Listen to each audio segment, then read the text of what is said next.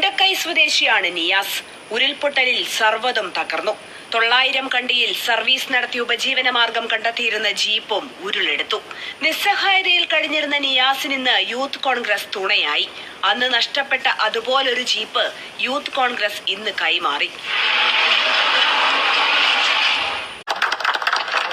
Niacin ഒരുപാട് നഷ്ടങ്ങൾ സംഭവിച്ചപ്പം നിയാസിനോട് ഇങ്ങനെ സംസാരിച്ചപ്പോൾ എന്താ ചെയ്യേണ്ടതെന്ന് ചോദിച്ചു വീടും ഒന്നും വേണ്ട, എനിക്ക് എൻ്റെ നഷ്ടമായ ജീപ്പ് ഒന്ന് തിരിച്ചു കിട്ടിയ വലിയ സന്തോഷം എന്ന് പറഞ്ഞു.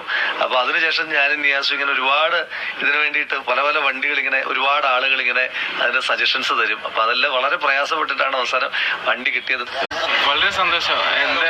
എങ്ങനെ ഇപ്പൊ പറഞ്ഞിരിക്കുക എന്നത് എനിക്ക് അറിയുന്നില്ല, എങ്ങനെ പറഞ്ഞറിയിക്കണമെന്ന്. അത്രയും വളരെ സന്തോഷമാണ് ഇപ്പോൾ ഉള്ളത്.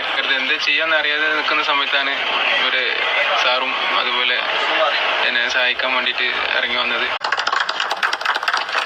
വളരെ സന്തോഷം.